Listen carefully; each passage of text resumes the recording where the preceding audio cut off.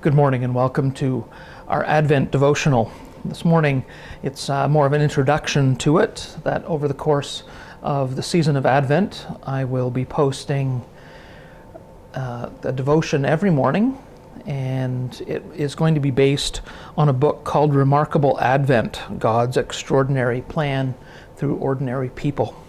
So I'm just going to read the introduction here to see, perhaps you can listen to it and see if you're going to be interested in continuing along with this devotion throughout Advent. Here we go. We've heard Linus recite it for Charlie Brown. We've acted it out. We've listened to it at church. We've read it for ourselves. And like Linus, maybe we can even recite it simply because we've listened to it so often. The Christmas story.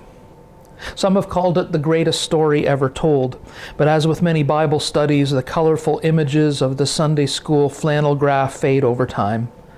God's eternal and breathtaking story has been reduced to varnished statuettes on the mantel, and the historical windows have frosted, making it difficult to see the context surrounding God's extraordinary work. Instead of gasping in absolute wonder, we gloss over the words in our Bibles. We yawn, we lick a finger, and we flip the page. Consumerism encroaches on our evenings and our weekends. Our mailboxes and our inboxes are filled with Christmas catalogs and seasonal bargains. Children leave long lists in Santa's mailbox at the mall. The statuettes on the mantel become nothing more than a reminder that we are missing something. We know it ought to be different. We should be enthralled and not bored with the greatest story ever told. What if we as adults could be fascinated once again with the familiar? Perhaps we can take some cues from Barbara Robinson's unforgettable characters, the Herdman children. In her story, The Best Christmas Pageant Ever, the opening line introduces us to the Herdmans, the worst kids in the history of the world. All 6 of them smoked, stole, and fought. And since none of the Herdmans had ever gone to church or Sunday school or read the Bible or anything, they didn't know how things were supposed to be. Then, rehearsal after rehearsal, we watch the uncouth siblings hijack the traditional church Christmas program. One reason this story clings to the season is because it provides fresh perspective for those of us who are dangerously overfamiliar with the biblical Christmas story. Through their unfiltered outbursts of the irreverent rascals, we get to observe the story of Jesus' birth as though we'd never heard it before. Overfamiliarity causes most of us to yawn through the angel's song and saunter up to the manger, unsurprised to find a baby in a feed bucket. Perhaps this year we can take a cue from the Herdmans and unfamiliarize ourselves with the Christmas story, not to forget, but to read it again as if for the first time. A slow and imaginative Bible reading may return the wonder of God's extraordinary plan as we take a fresh look at the familiar.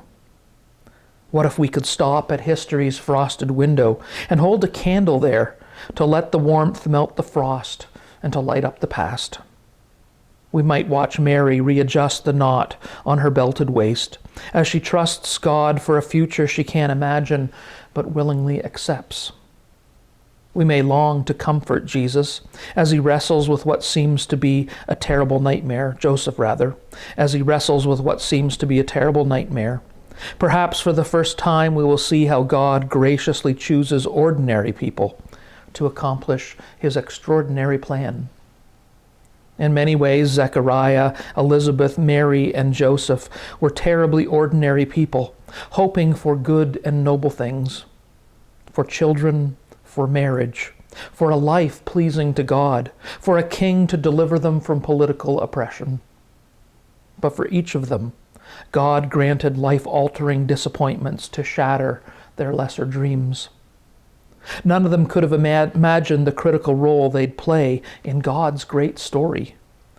To the old barren couple, he gave a child to prepare the way for the saving king. To a young teenage couple who were likely labeled adulterers, He granted the grave privilege of raising his Son.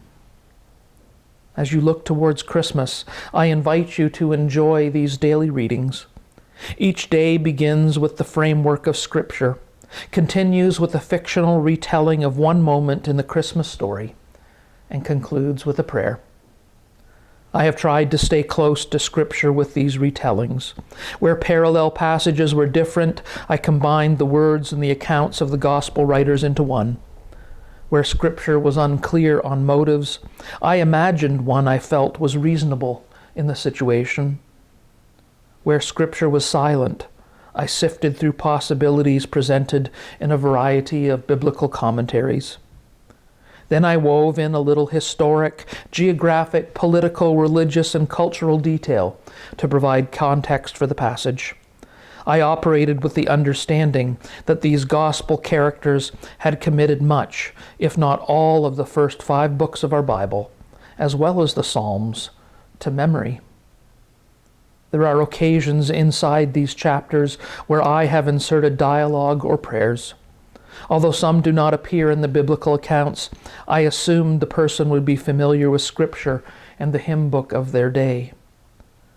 I pray that as we reread the Christmas story as if for the first time, we will be enthralled with our astonishing God, who carries out his extraordinary plan by redeeming the disappointments of ordinary people like us. I look forward to sharing these devotionals with you during Advent.